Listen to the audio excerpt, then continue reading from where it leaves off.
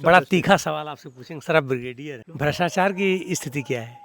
India में जितना है वो उतना है केरल में भी है, मतलब भ्रष्टाचार की गंगा यहाँ तक भी बहती हुई चली आई है क्या? हर जगह पे हो, पर यह है कि यहाँ पे काम हो जाता है। बाकी जगह पे मैंने देखा है कि भ्रष्टाचार होने के बाद काम भी नहीं होता है। नमस्कार दोस्तों, आप लोग देख रहे हैं साथी टीवी 24। इस समय हमारी मौजूदगी भारत के एक ऐसे राज्य में है जिसको जो है 1 नवंबर 2025 को गरीबी मुक्त करते में है, जिसका नाम है केरला। हमारे साथ ब्रिगेडियर हैं जो हमारे देश की सेवा करने के बाद इस समय वर्तमान में सेवानिवृत्त और एक गांव में रहना ही पसंद करते हैं। ये सारी भाषाएं जानते हैं, इसलिए मैं जो है इनसे मैं बात करूंगा। नमस्कार, आपको बहुत बहुत धन्यवाद अपने चैनल पर। सर जी, मैं एक चीज़ जानना चाहता हूँ कि आप जो है इसके पहले कहाँ कहाँ सर्विस किए? मैं फौज में था तो पूरी कंट्री घूम चुका हूँ, जहाँ पे तकरीबन 4 टेन्योर तो मेरा JNK में रहा है। जी। उसके अलावा पंजाब, राजस्थान, हरियाणा, पुणे, चेन्नई, नागपुर और रुड़की, मोटा मोटा यही सब जगह पे रहता हूँ कि आपका हमने नाम नहीं जान पाया। मेरा नाम ब्रिगेडियर CK राजेश है। आप गांव में अपने रहना क्यों पसंद किए? आप यहीं के निवासी हैं? मैं वैसे तो मेरे पिताजी इसी गांव के हैं, पर मैं पूरी अपनी पढ़ाई कलकत्ता में किया हूँ। उसके बाद फ़ौज में ज्वाइन किया था और पूरे इंडिया घूमता ही रहा।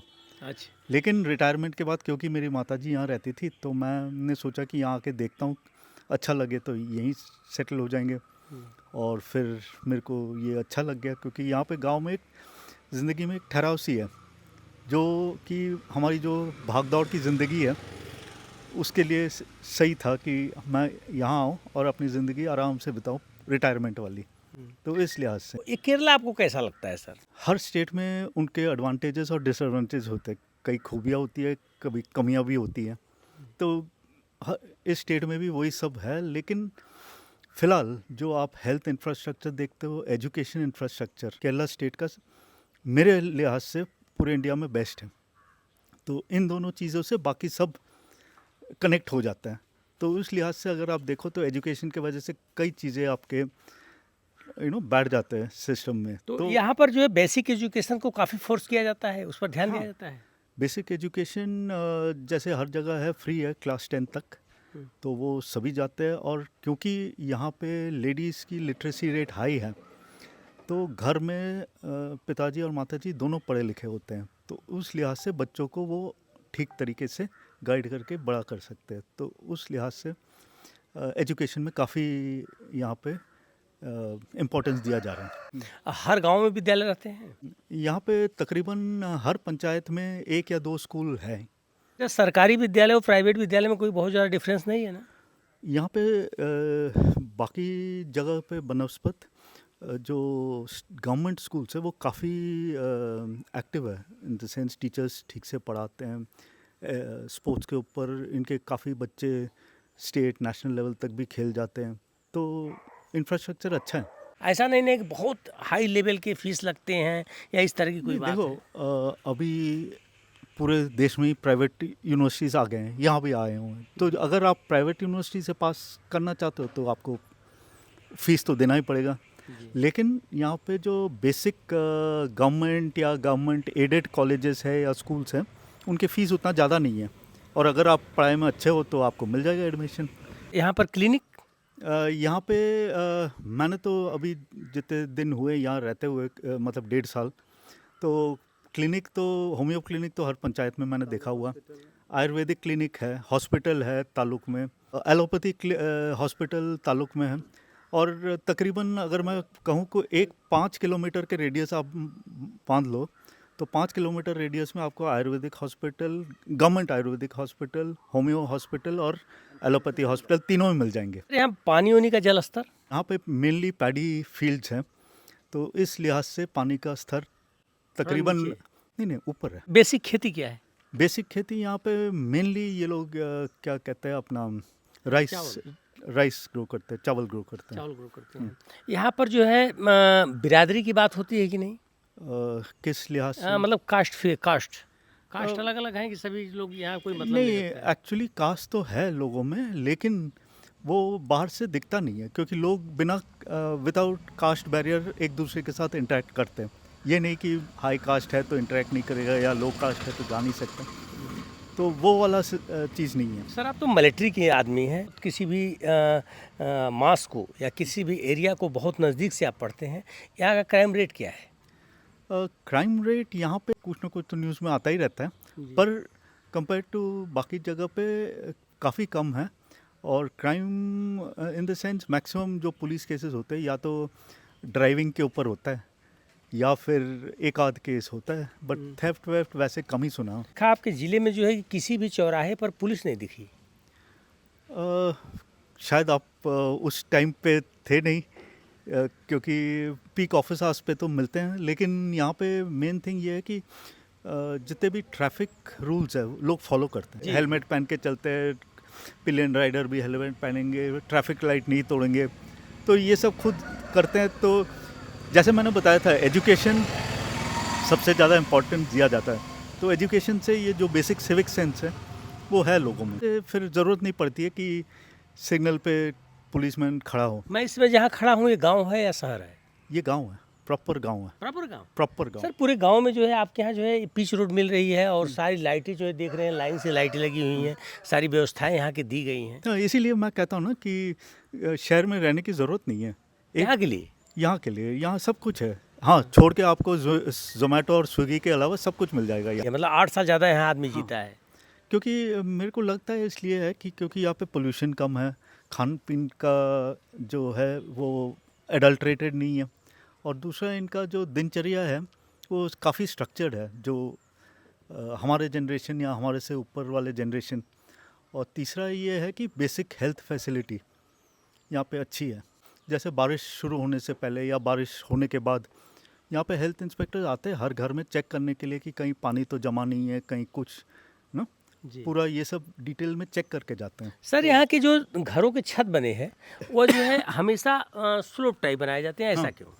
ये क्योंकि यहाँ पे बारिश बहुत ज़्यादा होता है, और एक तो वो वजह है कि बारिश का पानी निकले, और दूसरा स्लोप का ये भी है कि उस स्लोप से अगर आप फॉल सीलिंग लगा दो तो गर्मी के टाइम पे यहाँ पे गर्मी भी अच्छी पड़ती है, फरवरी मार्च अप्रैल में, तो उसमें भी फ़ायदा हो जाता है। ये जो घर बने हुए हैं वो आपस में जुड़े हुए नहीं हैं, दूर दूर बनते हैं। यहाँ पे नॉर्मल जो सिस्टम है, अगर आपके पास मान लो मतलब यहाँ पे सेंट कहते हैं, पता नहीं आप लोग यहाँ क्या काटा कहता होगा या जो भी है, तो घर सिर्फ 1/3 या हाफ पोर्शन में ही बनेगा, और 2/3 या फिर हाफ पोर्शन वो सामने की तरफ खुला रहेगा, पीछे किचन गार्डन के लिए जगह रहेगा, ये सब करते हैं लोग। अच्छा। तो क्योंकि खुद ही कुछ ना कुछ सब्जी उगा लेते हैं, फिर एक नारियल का पेड़ मिल जाएगा, एक आम का पेड़ मिल जाएगा, ये सब लोग रखते हैं। केरला के गांव में यहाँ की गाँव अर्थव्यवस्था में या तो बिजनेस कर रहे हैं या कुछ ना कुछ छोटे कारोबार कर रहे हैं या जॉब कर रहे हैं, लेकिन इनका ये फ़ायदा होता है कि इनका जो बेसिक स्पेंडिंग है वो काफ़ी, ये लोग, मैं ये नहीं कह रहा हूँ कि कंजूसी में जीते हैं, पर काफ़ी मॉडरेट है और अपने हिसाब से जीते हैं, तो सेविंग्स भी करते हैं, तो इसलिए सब कोई अपना अपना घर बना लेते हैं, अपना एक वाहन होगा। सरकार द्वारा जो टंकी लगाई जाती है तो उससे पानी आता है कि नहीं? हाँ, यहाँ पे हर जगह पे पाइप्ड वाटर भी है, और इलेक्ट्रिसिटी का जनरली कोई प्रॉब्लम नहीं होता है जब तक कि तेज़ बारिश ना हो और कहीं लाइन। अच्छा, गांव में लाइट रहती है 24 घंटे में? क्या घंटा लाइट आपको मिलती है? अभी जैसे आज के दिन है 24 घंटे में 24 घंटे। मतलब पर मंथ बिल जो है कितना? पर मंथ नॉर्मल, मतलब परिवार जो 4 जनों के हैं और सारे लाइट वाइट सब जला, तो जैसे ये कह रहे हैं कि 1500 2 महीने का साइकिल। सर यहाँ पर कंबाइन परिवार चलता है या डिवाइडेशन परिवार है? देखो, पहले तो कंबाइंड था, अभी जैसे हर जगह हो रहा है जी। तो 2 भाई है तो दोनों ही उसी प्लॉट में 2 घर बना लिए, वो तो हो ही रहा है हर जगह। सर पेड़ बहुत ज़्यादा दिखते हैं, क्या यहाँ पर काटने वाले कम हैं क्या? नहीं, यही तो है हमारी कि नेचर को बचा के रखना। अच्छा, नेचर को बचा के रखे हैं, बिल्कुल। पेड़ नहीं काटने देते? नहीं, पेड़ मतलब जिसको ज़रूरत है उस वक्त पर ज़रूरत नहीं पड़ती है तो ठीक है। सर यहाँ चौड़े पत्तों के पेड़ नहीं दिखाई दे रहे हैं। हाँ, चौड़े पत्ते मेरे को पता नहीं, ये सबसे चौड़े तो वही दिख रहे हैं, नारियल के पेड़। नारियल के पेड़ दिख रहे हैं। तो यहाँ पर जो है बुजुर्गों की क्या स्थिति है? देखो, यहाँ पे एज पर above 60 years old, about 60 year जिनकी आर्थिक स्थिति ठीक नहीं है, वो उनको गवर्नमेंट की तरफ से पेंशन मिल रहा है 2000 रुपये पर मंथ, उनका फ्री मेडिकल चेकअप हो रहा है। और वो सीरियसली किया जाता है, फ्री मेडिकल चेकअप वगैरह। वर्तमान सरकार ने कहा कि हमारा जो राज्य है इस समय गरीबी मुक्त हो गया है, मतलब यहाँ पर कोई गरीब नहीं रहा, तो क्या इस सत्यता है इसमें? गवर्नमेंट स्टैटिस्टिक्स तो यही बताता है कि तकरीबन यहाँ पे जो इनकी आकलन है वो सही है। जो पैमाना दिया हुआ है कि गरीबी का, उससे ऊपर सभी लोग आ चुके हैं। प्राइमरीली इनके जो स्कीम्स हैं उसके वजह से जो इनको महीने में जो भी स्कीम के थ्रू पैसे मिलते, उस लिहाज से शायद इन्होंने ये किया हुआ। बड़ा तीखा सवाल आपसे पूछेंगे सर, आप ब्रिगेडियर हैं, हाँ पूछ लें, हाँ, पूछ लो। भ्रष्टाचार की स्थिति क्या है? इंडिया में जितना है वो उतना है। केरल में भी है भ्रष्टाचार की गंगा, यहाँ तक भी बहती हुई चली आई है क्या? हर जगह पे हो, पर यह है कि यहाँ पे काम हो जाता है। काम हो जाता है, भ्रष्टाचार करने के बाद भी काम हो जाता है। काम हो जाता है। बाकी जगह पे मैंने देखा है कि भ्रष्टाचार होने के बाद काम भी नहीं होता है। हाँ। यहाँ तो ठीक है, हो सकता है कम हो ज़्यादा हो, पर सर चेहरे की मुस्कान बता रही है कि अपने गांव में भी आप बड़े खुशहाल नजर आ रहे हैं। यहाँ दुखी होने की कोई बात ही नहीं है। दुखी होने कोई बात नहीं? ना। क्यों सर? देखो, किसी से पड़ोसी से विवाद नहीं होता है क्या बार बार? अब हम रह रहे हैं यहाँ पे, मतलब मेरे माताजी यहाँ पे तकरीबन 30 साल से रह रहे हैं, अब आज तक तो हुआ नहीं है। इस स्टेट में मैंने जो है जगह जगह विजिट किया, देखा जो है यहाँ कुआं दिख रहे हैं सर, कुओं की बड़ी सेवा की जा रही है। एब्सोल्युटली, जैसे आज के तारीख में भी मेरे घर पे मैं कुएं का पानी ही पीता हूँ। कुएं का पानी पीते हैं? हाँ, पंप करता हूँ और साफ़ सुथरा रहता है।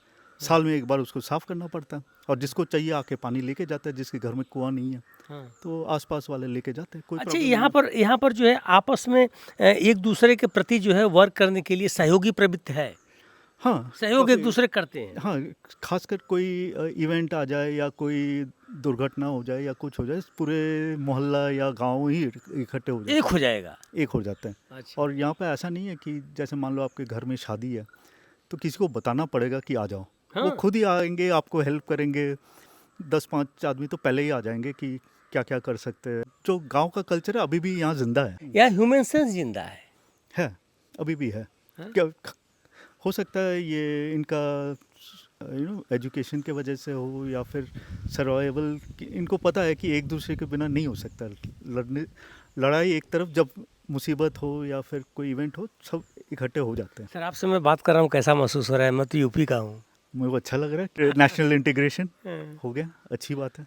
चलिए जी। देखिए दोस्तों, आज जो है ब्रिगेडियर साहब हमसे मिल गए। जैसे इन्होंने बताया कि मैं जो है अपने गांव में रहना बहुत अच्छा पसंद करता हूं, तो एक इंसान को क्या चाहिए? एक इंसान को शिक्षा उसके परिवार में बच्चों को मिल जाए, बढ़िया शिक्षा मिल जाए, नंबर 1 की शिक्षा मिल जाए, और उन वो जो है बीमार हो तो स्वास्थ्य उनको मिल जाए, प्लस आने जाने के लिए सड़कें मिल जाए, और 24 घंटा बिजली मिल जाए, अपना वो विकास खुद कर लेगा। इसको आप अधिक से अधिक शेयर कीजिए, क्योंकि केरला गांव की बड़ी अच्छी एक ब्रिगेडियर, एक अनुभवी व्यक्ति से हमने बात किया, जो कि पूरे जीवन में पूरे विश्व में घूम घूम के नौकरी किए, बड़ा समय हमको दिए। इधर मैं थोड़ा सा दिखा देना चाहता हूँ, यह देखिए एक गाँव की रोड है, ये पूरी पिच रोड है, चारों तरफ पौधे हैं, हरियाली है, पर देखिए काली माँ की एक तस्वीर लगाए हैं। बहुत बहुत धन्यवाद।